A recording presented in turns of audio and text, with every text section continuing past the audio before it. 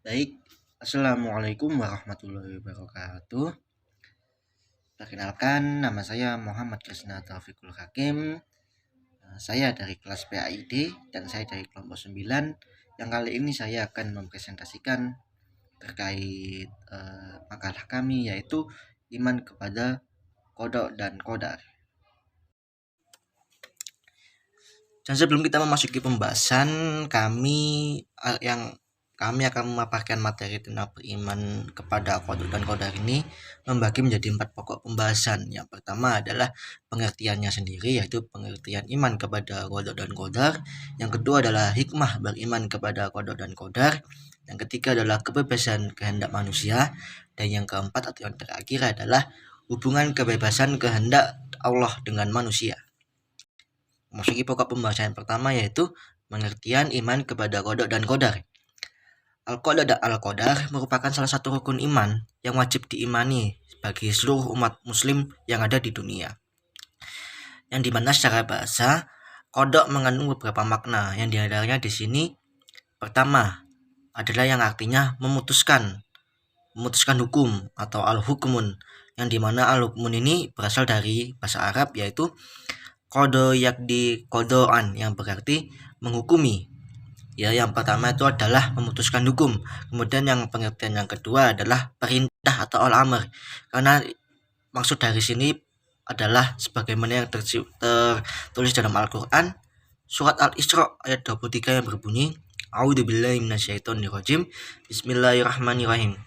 Wa qada rabbuka alla ta'budu illa iyyahu wa bil walidaini ihsana imma yablughanna 'indakal kibara ahaduhuma aw kilahuma fala taqul lahumā uffin wa la tanharhumā wa qul lahumā qawlan karīmā. Shadaqallahul Adzim. Yang memiliki terjemahan, Tuhanmu telah memerintahkan agar kamu jangan menyembah selain Allah, dan hendaklah berbuat baik kepada ibu dan bapak. Jika salah seorang di antaranya atau kedua-duanya sampai berusia lanjut dalam pemeliharaanmu, maka sekali-kali janganlah engkau mengatakan kepada keduanya perkataan dan janganlah engkau membentak keduanya, serta ucapkanlah kepada keduanya perkataan yang baik. Kemudian pengertian yang ketiga adalah kabar. Karena sama seperti tadi terfirman dalam Al-Qur'an surat Al-Hijr ayat 66 yang berbunyi, A'udzubillahi minasyaitonirrajim. Bismillahirrahmanirrahim. Wa qadaina ilaihi dzalikal amra anna dabira haula'i maqtu'um musbihin. Shadaqallahul Adzim. Yang terjemahnya artinya, telah kami wahyukan kepada Lut keputusan itu bahwa akhirnya mereka akan ditumpas habis pada waktu subuh.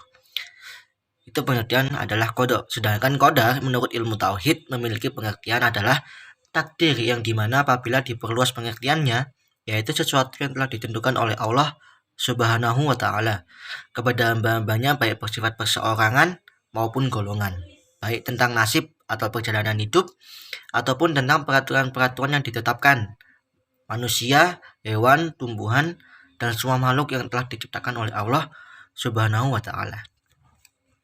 Next, yaitu pokok pembahasan yang kedua, yaitu kebebasan kehendak Allah dan kehendak manusia. Manusia dalam melakukan aktivitasnya, melakukan sesuatu seolah-olah mereka memiliki kebebasan tersendiri di dalam setiap melakukan tindakannya tersebut. Namun ternyata di dalam kebebasannya tersebut masih ada tindak campur tangan dari Allah, dan kedua hal ini sangatlah berkaitan sekali. Takdir tentang penciptaan dan pencatatannya sudah pasti sudah terdapat di dalam Al-Lauh Al-Mahfudz yang ada di langit sana, yaitu atau biasa disebut dengan papan yang terjaga, sebagaimana ketentuan dalam menetapkan adanya penciptaan tentang kadarnya, tata caranya, sifatnya, masanya, tempatnya, sebabnya, pendahuluannya, bahkan untuk kesimpulannya. Manusia juga dapat mengerjakan perbuatan sebagaimana semua makhluk dengan beban perbuatan yang diberikan oleh Allah. Perbedaan antara manusia dan semua makhluk adalah manusia diberi kesempatan untuk bisa berusaha dan berikhtiar karena adanya illat taklif atau beban dan pembalasan. Manusia itu juga sangat berbeda dengan makhluk lain, berbeda dengan hewan dan tumbuhan yang mereka diciptakan memang hanya untuk bertahan hidup, dan mereka tidak memiliki akal dan ikhtiar seperti itu.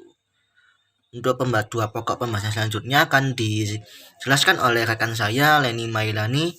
Kepadanya saya persilahkan.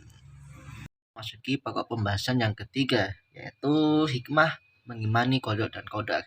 Hikmah yang pertama adalah dengan kita mengimani qada dan qadar, maka akan membuahkan berbagai macam amal soleh dan sifat-sifat yang terpuji seperti ikhlas, tawakal, rasa takut dan pengharapan kepada Allah yang lebih tinggi, kemudian berbaik sangka kepadanya juga, sabar dan tabah, menghilangkan rasa putus asa dan juga ridho dengan Allah, dan juga rasa bersyukur yang semakin tinggi kita kepada Allah. Dan juga yang terakhir adalah senang dengan karunia dan rahmatnya. Kemudian untuk hikmah kedua dari beriman kepada qada dan qadar adalah seorang mukmin dengan takdir akan berjalan dalam hidupnya di atas jalan kebenaran. Nikmat tidak akan membuat dia berputus asa, serta meyakini bahwa segala kesulitan yang menimpanya adalah merupakan takdir dari Allah juga. Udah memasuki hikmah dari beriman kepada qada dan qadar yang ketiga, yang adalah beriman kepada takdir. Dengan kita beriman kepada takdir, maka melindungi kita dari sebab-sebab yang menjerumuskan kita kepada kesesatan atau sampai bahkan ke su'ul khotimah atau pengakhiran hidup yang buruk, yaitu lawan dari husnul khotimah. Karena dengan takdir membuat seseorang senantiasa bersungguh-sungguh untuk beristiqomah, memperbanyak amal soleh dan menjauhi kemaksiatan. Dan untuk hikmah yang keempat atau hikmah yang terakhir adalah menumbuhkan pada jiwa orang-orang yang beriman keteguhan hati dan keyakinan yang mantap dan keyakinan yang bagus, di samping mengusahakan sebab dalam menghadapi musibah dan berbagai kesulitan seperti itu. Memasuki pokok pembahasan yang terakhir atau yang keempat, yaitu kebebasan kehendak manusia. Dalam kitab Aqidatul Mukmin dijelaskan bahwasanya apapun yang ada di alam semesta ini adalah rencana Allah, seperti itu. Dan apa-apa yang telah kami perhatikan berupa keajaiban penciptaan dan pengaturan darinya, seperti itu, terdapat di semua alam maujud, baik manusia maupun manusia, binatang, tumbuh-tumbuhan, sampai ke benda keras atau benda mati sekalipun. Dan bahkan menurut Ahlus Sunnah wal Jamaah, qadar Allah adalah rahasia Allah pada penciptaannya. Mendalami dan mengkaji mengenai itu adalah kesesatan, dan muncul persoalan yang timbul mengenai kehendak dan kebebasan dalam berbuat, seperti itu. Mungkin cukup ini saja yang dapat saya sampaikan. Kurang lebihnya mohon maaf. Wassalamualaikum warahmatullahi wabarakatuh.